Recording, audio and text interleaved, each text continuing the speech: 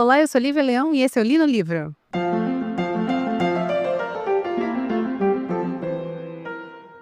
Ai, gente, olha, o livro de hoje, ele é O Rei do Inverno, que é do Bernard Cornwell, que é um autor britânico, nascido em 1944. E ele é assim, eu peguei esse livro porque eu comprei o box dessa coleção, da qual ele pertence, que é uma coleção que conta a história do rei Arthur pela visão do Bernard Cornwell, que é esse cara, esse escritor britânico muito, muito famoso por escrever romances históricos, né? Muito famoso mesmo. Ele tem essa trilogia que é muito bombada. Ele tem as Crônicas Saxãs, que também é muito bombada, virou um seriado, que por sinal até acho que assisti a primeira temporada inteira. E ele é um cara que já escreveu sobre vários períodos históricos. Ele já escreveu sobre, lendas arturianas, Guerra de 100 Anos, Guerra Civil Norte-Americana, invasões saxônicas, saxônicas, não vou saber. Na Inglaterra, guerras napoleônicas, acho que eu já falei. Enfim, ele é um cara muito, muito... ele tem mais de 40 livros escritos e todos são romances históricos. Ele é muito famoso. E ele é famoso porque ele sempre imprime uma veracidade nos romances dele, porque ele, entre outras coisas, é um historiador, né? Ele é um pesquisador da história, já foi professor de história e tal. O meu problema foi o seguinte: eu não gostei desse livro, já vou deixar isso bem claro, não vou continuar a ler. E muito provavelmente essa trilogia vai acabar caindo numa doação de livros minhas, que é um box belíssimo, capa dura e tal, mas não vai rolar de eu ler o resto disso aqui. Eu já estava a fim de ler alguma coisa do Bernard Cornwell há um tempão, acho que principalmente depois que eu assisti as Crônicas Saxãs, o seriado. Eu já estava muito a fim de ler. E aí, quando eu descobri que ele tinha uma versão sobre a lenda arturiana, né? Principalmente uma lenda que eu já tive contato em outras duas séries, que é Brumas de Avalon, e uma outra trilogia que acho que é a trilogia de Merlin, o nome, que é da Mary Stuart, que era Caverna de Cristal, Cavernas Ocas e mais uma que eu não vou lembrar agora. Então, assim, era uma temática, né, que eu gosto bastante, que eu conheço os personagens, que eu conheço algumas lendas que se originaram delas e tal. E aí eu fiquei super interessada, que eu falei assim, beleza, deve ser super bacana. E eu já tinha tentado ler um outro livro desse autor, que era o Azincourt, que é um livro que conta a história da Batalha de Azincourt, que foi uma batalha do Henrique V, que foi, acho que, a batalha mais importante da história lá da Guerra dos 100 Anos, que meio que definiu que a Inglaterra tinha vencido essa guerra. Tem até um filme horroroso com o Timothée Chalamet, que ele faz o Henrique V, que exatamente conta a história dessa batalha. Só que quando eu peguei o Azincourt, eu não gostei muito, não consegui nem terminar, porque eu tive um problema no Azincourt, que foi com o contar da história através do ponto de vista de um personagem XPTO lá, que eu achei um personagem chato para um dedéu. Pra não falar outra coisa. Estou tentando manter esse podcast cada vez mais limpo, tá? E aí o que aconteceu foi que eu acabei não lendo outros livros dele, mas quando eu soube do Arthur, eu falei assim, vamos lá, vamos pegar, porque eu adoro lendas arturianas. Comprei o box, e esse box ficou aqui um tempo, e no final do ano passado eu falei assim, não, vou tomar vergonha na cara agora que é final de temporada do Li no Livro, tenho tempo, vou ler. Eu fiquei um mês para ler esse livro, e eu não terminei. Aí eu falei, não acredito, poxa, perdi um mês de leitura, não sei o que. Tá claro que eu não estava lendo só isso, eu estava lendo outros livros em paralelo, ouvindo audiobooks, tal, mas esse seria o livro principal daquele mês. Aí eu descobri que estava em audiobook, na Audible. Aí eu falei, beleza, eu vou pegar audiobook, porque às vezes audiobook facilita leituras que são mais complicadinhas para mim. Aí, exemplo, eu gosto de ouvir audiobook quando eu tô na academia, quando eu tô fazendo faxina na casa, tomando café, lavando cabelo, porque eu tenho uma JBL que é a prova d'água, então eu levo para dentro do chuveiro e fico ouvindo lá. Então, você fazendo outras coisas, você consegue, às vezes, passar despercebido por alguns erros do livro. Eu demorei um mês para ouvir este audiobook. Eu terminei, mas foi um mês que foi um suplício. Juro por Deus, foi um suplício. E eu vou falar para vocês por quê, mas antes vamos voltar ao Bernard Cornwell para saber um pouquinho mais sobre a vida dele. Como eu falei, escritor britânico de romances históricos, nascido em 1944. Ele foi o filho de um aviador canadense e de uma auxiliar da Força Aérea Britânica.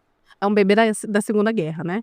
Foi colocado para adoção para eles e ele foi adotado por uma família em Essex. E essa família fazia parte de uma seita extremista cristã. Então aqui vocês sabem, a partir daqui, que a vida desse rapaz não foi muito fácil, né? Vamos ter isso em mente. Ele era extremamente rebelde para o ponto de vista dessa família. Ele gostava de ler, ele gostava de estudar, ele gostava de ciência, ele era ateu, se dizia ateu. Então, assim, ele era a ovelha negra da família. E mesmo criança, ele, por causa disso, apanhava horrores do pai adotivo. Uma vez ele tomou uma surra que ele quase morreu porque o pai adotivo pegou ele lendo A Ilha do Tesouro, né? Coisas nesse nível. A vida dele vai melhorar depois que esse pai adotivo morre e até o Bernard abre mão do sobrenome do pai adotivo, fica só com Cornwell, que é o nome da mãe, e ele finalmente vai poder viver a vida dele. Então ele vai conseguir entrar numa faculdade de história, ele se forma na faculdade de Londres, na Universidade de Londres, de história. Aí ele vai trabalhar como professor de história, depois ele vai conseguir uma vaga na BBC, trabalhando para um programa de lá, onde ele fazia pesquisas históricas para o programa, até que ele decide, então, lá por volta dos 40 e poucos anos, começar a escrever. E ele já, assim, ele dá entrevistas e fala, olha, sempre soube que se eu fosse escrever, seria para escrever romance histórico. Em nenhum momento pensei em escrever qualquer outro tipo de coisa. E ele vai ter esses romances que ele vai mesclar personagens históricos com personagens e situações históricas com personagens fictícios, e geralmente ele tem essa coisa de ter um ponto de vista na história dele. De um desses personagens fictícios que ele trata. Aqui no Arthur, no Rei do Inverno, na verdade é um pouquinho diferente, porque ainda é um romance histórico, obviamente, porém o narrador, que é o Derfel, ele é o personagem histórico, ele é o personagem que realmente existiu. Ele foi um monge bretão e... Só um momento, minha gata miou e, gente, ela nunca mia. Deixa eu ver o que aconteceu. Voltei. Estava bem, ela só estava tendo pesadelo, bichinha, tadinha. Fiz um carinhozinho nela. Enfim. E aí esse monge bretão... E tudo vai ser contado pelo ponto de vista desse monge, que, se não me engano, é um monge que existiu no século VI, se eu não estou enganada. E aqui começa o meu problema com esse livro. Porque este personagem é um dos personagens mais insuportáveis que eu já li na minha vida. Eu acho que é um livro que tem problemas, tá? Eu acho que é um livro que tem muitos problemas. É um livro que não é mal escrito. Ao contrário, eu fiquei muito arrependida de não ter pego as Crônicas Saxãs para ler. Porque como eu falei, eu assisti o seriado e eu achei o seriado muito bom. E pelo que eu estava pesquisando agora, é um seriado que é muito fiel ao livro. Eu acho que, na verdade, eu não peguei porque eu descobri que eram 13 livros a série. E vocês sabem que eu tenho problema com série muito grande, né?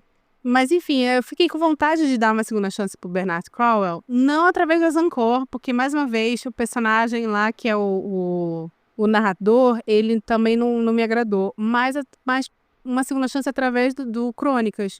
Porque realmente eu acho que talvez ali eu vá entender o hype desse autor. Que claramente é um autor que sabe contar uma história. É um autor que sabe fazer uma progressão de acontecimentos. Aliás, que progressão, porque acontece 1 milhão de coisas aqui. Eu não vou conseguir contar o livro até o final, pelo simples motivo que é muita coisa que acontece. Eu vou ter que fazer umas passadas muito grandes na história, na segunda parte desse episódio. Mas é muito claro para mim isso, que se você tem um narrador que é um personagem desinteressante, caga a história inteira. Caga a história inteira. Principalmente porque tudo vai ser contado pelo ponto de vista desse narrador. Então, se ele é um chato, os pontos de vista vão ser chatos, vão ser lame. Tem 1 milhão de personagens muito interessantes, um panteão muito bacana ao redor desse personagem que você não consegue ver, porque a ação toda está concentrada nessa criatura, e essa criatura é chata. Então, assim, foi insuportável ler esse livro. Ele tem, assim, um começo muito difícil pra mim. E olha que é um começo que se passa em Avalon, tá? Só que eles chamam, tem o nome bretão, realmente, que ele dá. Se passa em Avalon, só que pra mim o livro só vai realmente, começar a funcionar depois da entrada do Arthur na história, que ele demora umas 120 páginas pra entrar realmente na história. E aí dá uma melhorada. Só que aí, lá depois, vai separar do Arthur a criatura lá, o monge, que na verdade é um cavaleiro que se torna monge depois, ao decorrer da trilogia, que eu não vou ler porque eu tô me interessada de como esse cara faz essa transição de carreira na vida dele. Mas aí depois que ele se separa do Arthur, lá cai de novo a qualidade da história. E eu, assim, nossa, gente, foi. Não, e sem falar que assim, eu geralmente escuto um audiobook enquanto eu leio um livro físico, né? Ou no Kindle e tal. E aí, eu peguei 3 livros muito bons em sequência. Na verdade, eu comecei a ouvir esse livro, finalzinho do Eric. Então, teve aquela história lá do último Eric não ser tão bacana assim. Mas, enfim. Então, não tinha sentido logo de cara. Mas quando eu peguei o Dragão Vermelho, depois o Bonequinho de Luxo, e agora eu tô lendo o Leopardo, cara... Não, e agora com o Leopardo foi pior ainda. Foi pior. Eu tive que escutar esse livro no 2.0. Porque o Leopardo é o livro da semana que vem... Eu acho, tá? Não vou dar certeza, porque às vezes eu demoro um pouco mais pra ler. Pode ser que venha outro. Mas provavelmente é o livro da semana que vem. E, cara, o Leopardo é fabuloso! Fabuloso, fabuloso. Não vou adiantar muito, mas assim, é um livro fantástico. E aí que ficou pior ainda pra mim, esse audiobook. Porque eu tava lendo um livro muito maravilhoso à noite e durante o dia eu tinha que aguentar o saco que era esse personagem Darvel, sei lá, nem lembro mais o nome da criatura. Insuportável, insuportável. E eu falava assim, meu Deus, pelo amor de Deus, acaba. E aí faltava 2 horas, daí faltava 1h30, e faltava... Nossa, não acabava nunca, não acabava nunca. Foi muito difícil, foi muito difícil. Eu não indico esse livro para absolutamente ninguém. Não, pessoas que são muito fãs do Bernard Cornwell devem estar me ouvindo agora, querendo me matar. Calma, eu tenho certeza que ele é incrível. Azincourt mesmo, embora tenha tido o mesmo problema, não foi uma escrita tão difícil assim. Uma leitura tão difícil assim. E eu tenho quase certeza que as crônicas devem ser fabulosas e eu quero dar uma segunda chance para ele através de crônicas. Talvez ainda esse ano. Mas realmente esse aqui não vai rolar. Direto para a pilha de doação esse livro, porque não tem como. Agora eu vou parar, vou chamar o meu comercial e aí eu venho contando a história do livro, que como eu falei, acontece muita coisa. É um livro dividido em 5 momentos, né? Então eu vou dar uma passada pequena em cada um, mas é isso. Não, depois que eu terminar esse podcast, que gravar esse programa, eu nunca mais quero ouvir falar desse livro na minha vida. Solta a vinheta.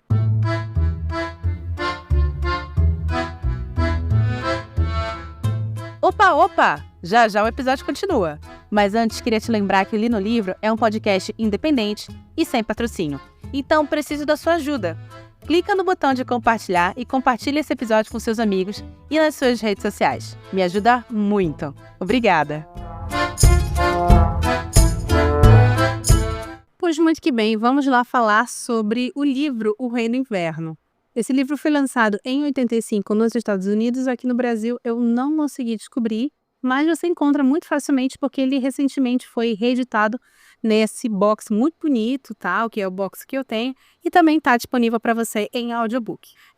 Ele vai contar a história, como eu falei, do rei Arthur e de todo o seu panteão de lendas, através do Derfel, que é esse monge que anteriormente foi um cavaleiro de Arthur, tá?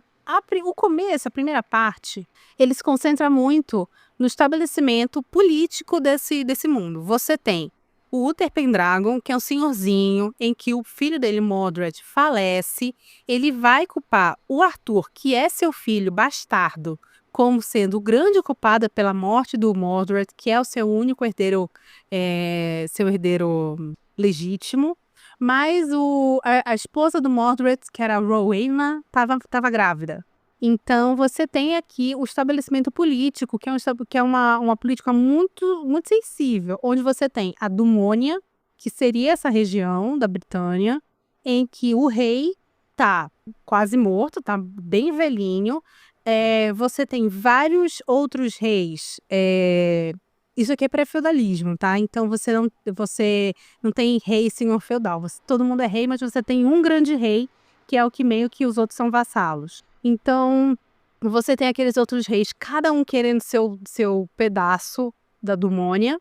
E, em paralelo a isso, você tem um bebê que não nasceu, está sendo gerado ainda na barriga da mãe, que tá ali, que provavelmente é o único que pode ajeitar essa história toda, que é o futuro rei, que é o herdeiro do Mordred que morreu, então logo é o herdeiro direto do seu avô, o Uther.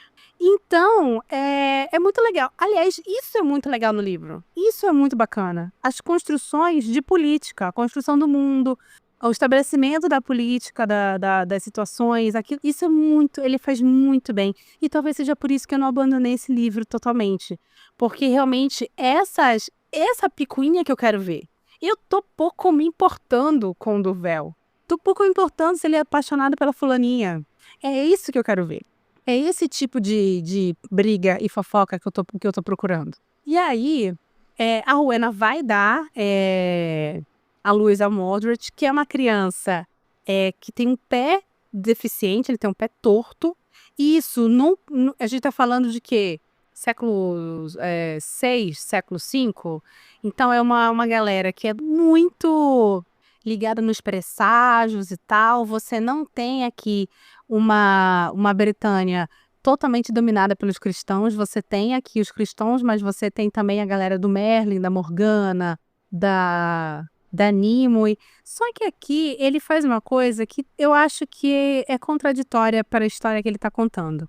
Ele faz questão, o autor, de toda vez que existe uma situação, por exemplo, chegaram lá uma galera de um rei, de um reinado que o rei é meio que escrotão, e aí ele quer meio que dominar Avalon porque o Merlin não sumiu, tá sumido o Merlin, ele só vai aparecer bem, bem mais pra frente. E aí a Nimue, que é a meio que amante do Merlin, que tá ali, que é uma menina de quê? 17, 18 anos? Acho que até mais nova. Que tá ali meio que gerenciando Avalon, ela e a Morgana, ela vai, aparece, faz um abracadabra ali, tal, e eles saem correndo. Pra depois ela revelar como ela fez tudo. Isso aqui é sangue de tal coisa, isso aqui é só um morcego que eu amarrei no meu cabelo, e tal. Então, assim, quando você tá contando a história das lendas arturianas, é um pouco complicado você querer desconectar a história inteira da magia. Deve ser super interessante pro ponto de vista histórico você ter isso. Você fala assim, isso aqui naquela época eles acreditavam que era tal coisa. Os chineses acreditavam que toda vez que tinha um eclipse era um grande dragão que comia o sol. E aí surgiram as lendas dos dragões chineses. Deve ser muito bacana você saber esses pormenores. Porém, quando você vai atrás, eu particularmente falando, né? Quando eu vou atrás de histórias do siglo arturiano, por mais que eu queira um contato com o verossímil, o contato com o real, cara, você tirar totalmente isso e você transformar num grande Mister M é complicado. É outra coisa que eu não gostei tanto. A sorte que esta galera de Avalon, ela não vai ficar muito tempo aqui. Esse rei, que é um rei meio escrotão, acaba ganhando de Uther a mão da Rowena, que é a mãe do Mordred, e com isso ele se torna o guardião do Mordred, que é um bebê ainda, acabou de nascer, que tá lá sendo criado em Avalon, porque Avalon supostamente teria mais formas de proteger essa criança. A gente descobre que não é verdade, porque simplesmente esse rei vai lá, mata a Rowena na frente de todo mundo, trucida todo mundo de Avalon e mata o Mordred. Só que a gente vai descobrir que a Nimue e a Morgana trocaram o Mordred de lugar e, enfim, por amor, Manuel Carlos gritando aqui. Gente morta, gente morta, gente morta, estupro, estupro, estupro, enfim, tragédia, tragédia, tragédia. Eles conseguem todo mundo sair correndo desse ataque e chegar até aonde o Uther está. Lembrando não que eu não contei isso. Esse cara só fez isso, matou a Rowena e matou o Mordred, porque o Uther Pendragon tinha falecido. Então eles conseguem fugir até o castelo do Uther, que tá morto agora, e lá eles são salvos pelo exército de Arthur que veio, né? Porque fala assim, porra, meu pai que me jogou no vento, morreu, mas, né, não vou deixar tudo assim no caos, então vou pra lá. E aí o Arthur consegue salvar a galera, e tal. E realmente o Arthur, ele é um personagem muito bom. E o desenrolar disso, que são os reis que vão vir para sentar, para conversar, e aí a gente apoia ou não apoia o Mordred, a gente apoia ou não apoia o Arthur, o cara que foi e matou a Rowena e quase matou o Mordred, o que que a gente vai fazer com ele? Essas coisas são, mais uma vez, são muito legais. Isso para mim vale muito a pena, muito, muito a pena mesmo. E a gente vai acompanhar essa parte que é deliciosa, é até mais ou menos o casamento do Arthur, que é o final da parte 2. E até porque essa parte é deliciosa não só por isso, mas porque como você tem o Arthur do lado, o personagem, que é o narrador, ele não é mais o tanto centro das atenções. Isso acaba facilitando muito você seguir com a história. A segunda parte é sobre, ainda você ainda tem essa parte política, só que aí você tem o Arthur meio que sendo definido como o protetor do Mordred, que é seu sobrinho, e o Arthur precisa casar. Ele é dado em casamento para uma moça, que é belíssima, que era filha daquele rei lá escrotão que matou a Rowena. Eles meio que fazem isso para ajudar ali a vir a paz, porque, gente, os saxões estão vindo. Se você tem conflitos internos, você não consegue parar os conflitos externos. Isso, falando por sinal em Bernard Cornwell, a gente aprende muito bem quando o Henrique V sobe no poder. Quando o Henrique V sobe no poder, ele tem muitos conflitos. Ele a Inglaterra está numa guerra de 100 anos, há 100 anos, não há 100 anos, mas enfim. Está numa guerra contra a França e internamente tem um monte de gente que queria ver o pai dele caído, morto, estrelado no chão. E finalmente aconteceu. Então você tem muitos que era, por sinal, o pai dele era um usurpador de trono. Então você tem muitas coisas internas e externas acontecendo na Inglaterra. Então o que ele precisa fazer? Eu vou me concentrar no externo. Porque se está todo mundo lutando contra um inimigo comum, é mais fácil juntar essa galera. E eu não posso fazer com que essa galera se volte contra mim agora. Isso é o básico. Isso é monarquia one-on-one, tá ligado? E aí, é mais ou menos isso que o Arthur faz. O Arthur fala assim, eu preciso de paz. Porque se eu não tiver paz agora, com todos esses reis e esses reis de tribos, menores a maiores, os saxões vão chegar e vai ser um massacre. E vai ser um massacre. Então ele faz isso. Vem cá, fulana, vou casar com você. Vou meio que dar um perdão pro seu pai. Ele vai meio que ir embora, tal. A gente se casa. Só que não dá certo. Por quê? Porque o Arthur vai conhecer a personagem mais odiada do ciclo arturiano, que é a Guinevere, que é tipo assim, uma prima da guria que ele tá prometido. Ele vai fazer um Robb Stark, assim, sabe?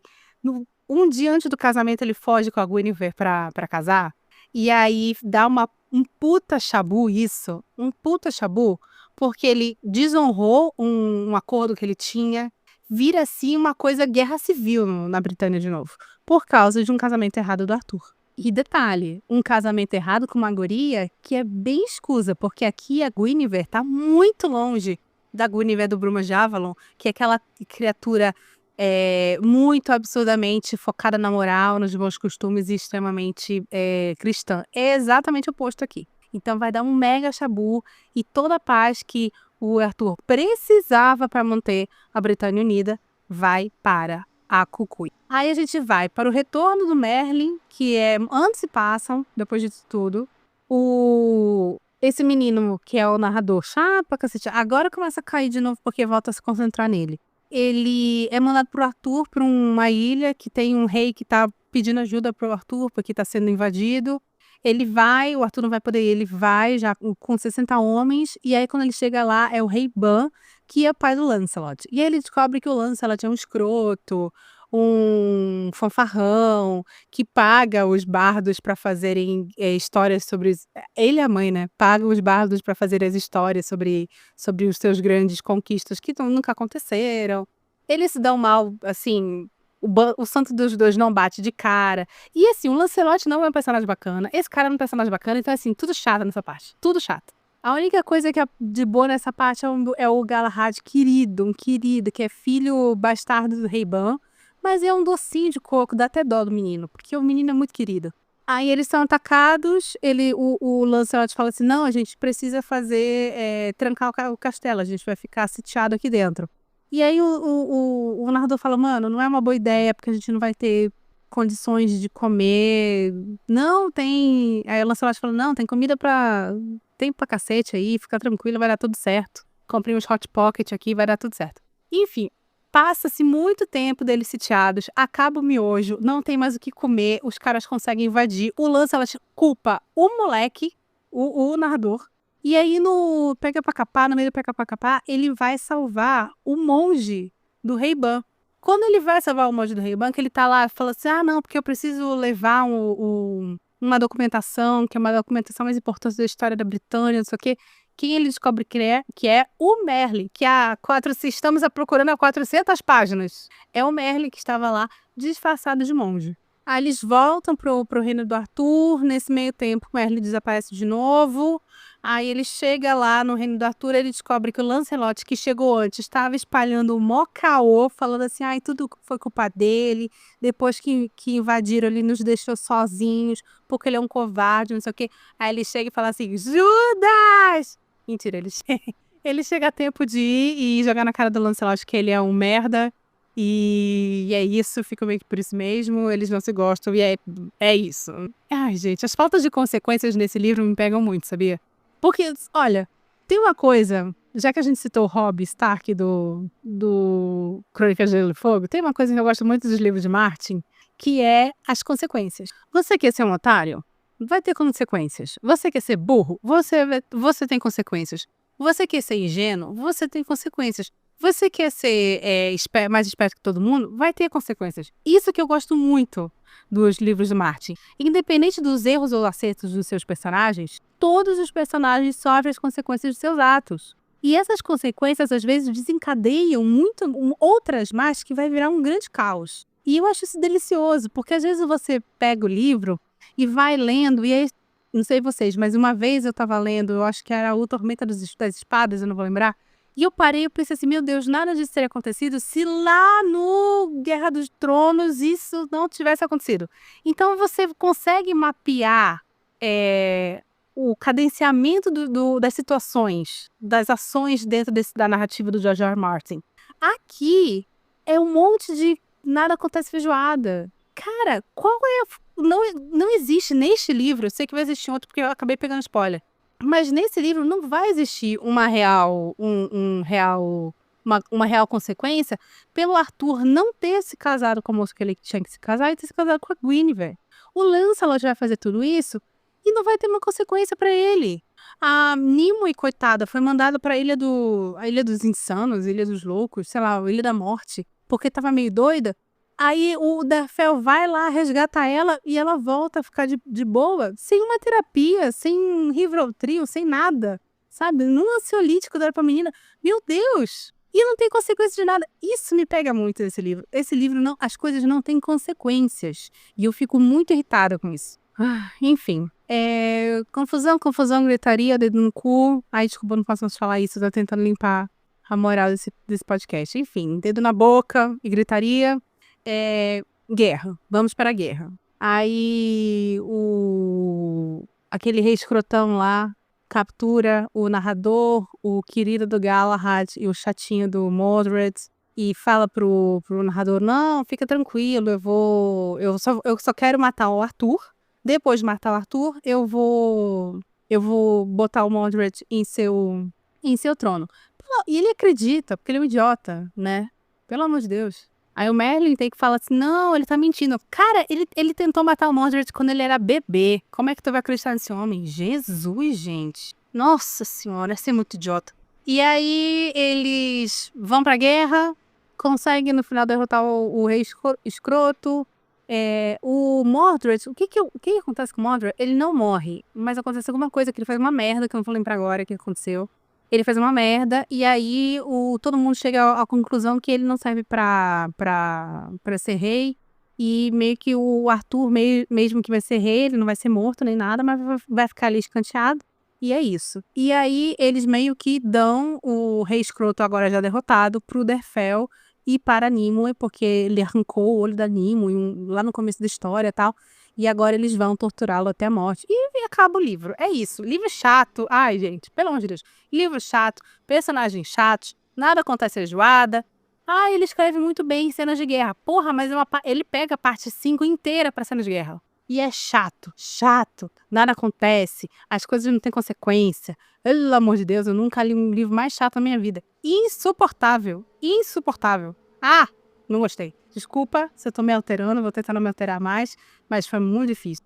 2 meses, 2 meses. 1 mês tentando ler esse livro no físico, 1 mês ouvindo este audiobook. Que é um audiobook que, se eu não me engano, era 27 horas de audiobook. 27 horas. Eu podia ter lido Senhor dos Anéis. Estaria mais feliz agora. Devia ter seguido meu coração. Tá vendo? É isso. Siga seu coração. É isso que aprendemos hoje, amiguinhos. Conselhos do He-Man. Se você gostou desse episódio, por favor, compartilhe com seus amigos. Estamos nos principais agregadores de podcast, alguns pagos, outros públicos. Beijo pra galera do Cashbox. Cashbox é um agregador de podcast que o Li no Livro sempre foi publicado lá, tá? Eu publico pelo Spotify, mas não é o único agregador. A gente tá em literalmente todos. Amazon Music, YouTube Music, Apple, todos. E aí, eu percebi que de uns tempos pra cá, esse Cashbox está aparecendo muito na lista dos agregadores que a galera mais acessa ali no livro. Então, beijo pra vocês. Eu prometo que lá também vocês conseguem colocar comentários. Eu prometo que eu vou começar a ler mais as coisas lá, tá bom? Mil perdões. É porque realmente a gente sempre se concentra mais onde tem a maior galera, que seria aqui no Spotify, se você tá ouvindo pelo Spotify, tá? Mas vá por mim, agora eu vou visitar mais vocês, tá bom? Beijo por todo o apoio. Estamos aqui todas as segundas-feiras, tá bom? Em breve voltaremos com os episódios das quintas. Eu tô com um projetinho bem bacana que eu acho que vocês vão curtir, mas provavelmente vai ser lá pro segundo semestre, onde, sim, vou resenhar livros de séries, mais séries que eu já escutei, já li no caso, e eu vou pegar em audiobook, que seria o Senhor dos Anéis e seria o Crônicas de Gelo e Fogo, tá? É um episódio, um livro, e vai ser assim. É bacana porque, como vai ser só um episódio por mês, se não for um episódio com pouca aderência, não tem problema. Espero que não tenham ficado desofendido com os meus palavrões aí. Prometo que vou me segurar mais vezes, mas é porque esse livro realmente foi difícil. Tá certo? Até segunda-feira que vem, às 17 horas. Meu nome é Lívia Leão e esse foi o Li no Livro.